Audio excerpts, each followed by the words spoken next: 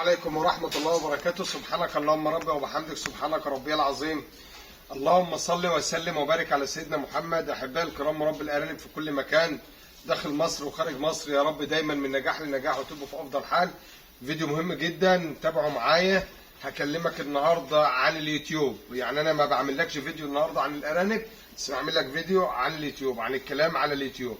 وكمان برضه هقول لك معلومة عشان الفيديو ما عادش يعني ما يبقاش فيديو وخلاص، لا هقول لك معلومه برضو في الارانب عشان تستفيد منها. احنا كنا عاملين الفيديو اللي فات بنتكلم على الامهات اللي ما بتمسكش عشر الا بعد الفطام، واللي ما بترضاش ترفع.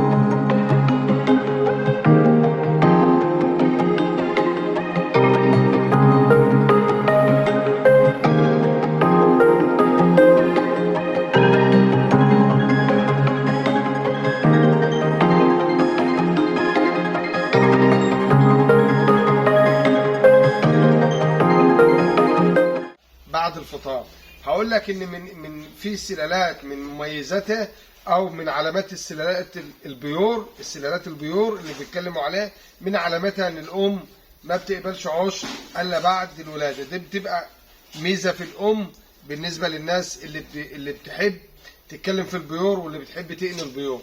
تمام، دي المعلومه بتاعتي في الفيديو عشان برضه حضرتك تركز معايا. هكلمك على اليوتيوب.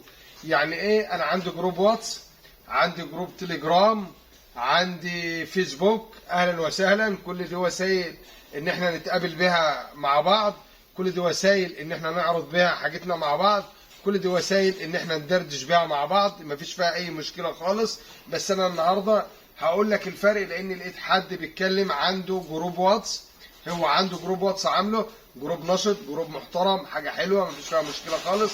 بس زعلان ان احنا مثلا خدت الفيديو وحطته على الواتس، فبيقول لك انت ما يعني بيمسح الفيديوهات اللي انت بتحطها له على الواتس. هتقولي ده مش موضوعنا يا عم محمد. لا، هقول لك والله موضوع مهم، وخليك معايا للاخر وما تهربش وتجري. اتعلم زي ما قلت لحضرتك، كل كلامنا في المجال وعن الارانب ان شاء الله في افاده لحضرتك، والمعلومه اللي بتجيلنا وبتيجي في دماغنا لها افاده بنقولها لك على طول ان شاء الله، عشان ده الهدف من قناه آل حسان. لما انت حضرتك تروح على الواتس او على الجروب بتدردش بتتكلم، ده بيكتب لك وده انت بترد عليه بالكتابه.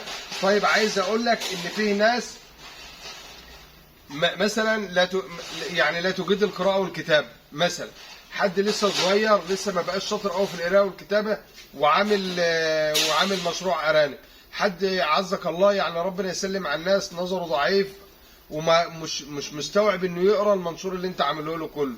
فكل الكلام ده على الواتس صعب. يا اما تسجل يعني تسجيل بالبق علشان برضه يفهم، او الناس تسمعك، او الناس اللي ما بتعرفش تقرا تسمع التسجيل بتاع الواتس. لما بتسجل له الرسائل بصوتك بيقوم يعرف وبيقوم يتعلم. دي وسيله برضه كويسه. ما هو الواتس يعني مش كتابه بس، فبرضه بتوصل له معلومه. انت كده بتجتهد، انت كده تمام. طيب انما عمال تكتب له بس، وهو مثلا يعني في ناس كتير يا جماعه اصلا تعرف تقرا وتكتب كويسه وكل حاجه وتمام، لما بيلاقي كل الكلام كتابه كتابه كتابه بيزهق اصلا، بيقوم قافل وما يقعدش معانا. لان اصلا لما تقعد تدردش معاه بالتسجيل، تكلمك وتكلمه، تبقوا كانكم قاعدين مع بعض، فالامور بتبقى احسن. ده بالنسبه للواتس. انا بكلم اخويا وحبيبي اللي بيمسح الفيديوهات. هو ما مسحش ليا فيديوهات والله ولا حاجه. هو يعني انا شفت ايه مشاجره او مشاده بين اتنين على الواتس، وكلهم بيتكلموا في الارانب. فانا بقول لك لازم تروح لليوتيوب، لازم تروح لليوتيوب وتشوف الفيديوهات، اذا كانت فيديوهاتنا ولا فيديوهات حد تاني. اقول لك ليه؟ خليك معايا بقى، صلى على النبي. انت لما بتروح على اليوتيوب بتشوف الارنب نفسه، بيشرح لك على الارنب نفسه. يعني وليكن انا عايز اعلمك طريقه الحقن تحت الجلد، اعلمها لك ازاي على الواتس بالكتابه. اعلمها لك ازاي بتسجيل صوتي، اشرحها لك ازاي. لما تروح على اليوتيوب يا باشا وتشوف الفيديو، او انا عامل لك الفيديو، لازم تروح للفيديو حاجه مرئيه سواء على الفيس او على اليوتيوب. تروح تشوف الفيديو فين، تروح تتفرج عليه فيديو. ليه بقى؟ لانك انت عايز تتعلم الحقن، عايز تعرف تحقن الارنب بتاعك، عايز تعرف تشتغل معاه ازاي بالحقن. لما انا او زمايلي او حد من الناس الموجوده على اليوتيوب بتشرح لك تحقن في العضل كذا بالطريقه ديتي، او تحقن تحت الجلد، انت بتبقى شايفه، انت بتبقى شايف الارنب وبيشرح لك عليه. نقول افيد بقى لازم تشوف فيديو ولا تقرا منشور؟ نقول لي يفيدك، نقول لي يبقى كل حاجه لها حاجه. اليوتيوب له حاجه، ده له حاجه. اليوتيوب ميزته ان انت بتعمل عليه فيديوهات، فانت بتشوف كل حاجه. عايز تعرف انواع الارانب بتشوفها في الصور. لما تشوفها صور ينفع اكتب لك ان الارنب البوبيان ابيض منقط اسود كده، انت عرفت ولا احسن ان انت تشوفه صوره او تشوفه على الطبيعه في الفيديو؟ ده هو الارنب البوبيان، ده الارنب الشنشله، ده الارنب اللي كذا، انه هو الافضل. طيب يا سيدي، انا عايز اقول لك انا بفرش الولاده بتاعتي بالطريقه انهي. اقول لك ازاي على الواتس بالكتابه، اقول لك ازاي على الفيسبوك بالكتابه، يا اما اعمل لك فيديو على الفيسبوك عشان تشوفني وانا بفرش الولاده وبحط النشاره بالطريقه انهي، والام اللي ما نتفتش شعر بنتف لها شويه ازاي. بتتعلم، بتتفرج فبتتعلم. انما انت بالكتابه مش هتتعلم، ما كانش فيديو او حاجه مرئيه مش هتتعلم. يعني انا لما احط لك الفيديو على الواتس، انت مفروض انت راجل عندك واتس زي عامل جروب وعامل فيديو تعليمي وبعته لي على الواتس، علشان انت لما هتتك عليه او هتفتح اللينك بتاعه هتروح لليوتيوب. دي ما فيهاش مشكله خالص، احنا بنعلم، وده حاجه نبقى استفدنا منها.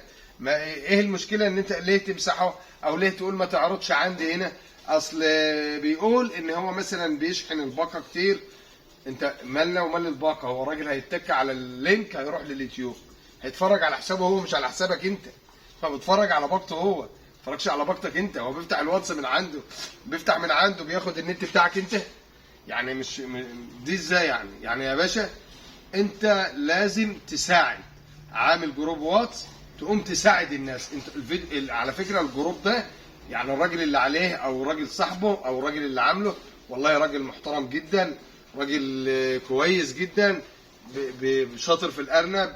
احنا شايفينه، انا شايفه يعني من وجهه نظري انه راجل شغال كويس قوي، بس هو بقى له فتره مش موجود عليه، يعني مجاز له ظروف خاصه. بس هو والله راجل مفيد وكل حاجه.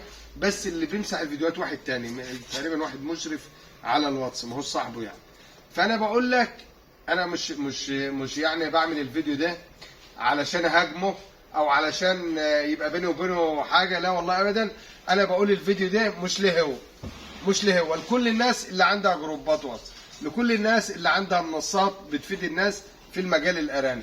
اما حد ينشر عندك حاجه تعليميه علم بيها حد، ما تمسحهاش، لان غيرك محتاجها، انت عارفها غيرك محتاجها، دي ما فيش فيها اي مشكله.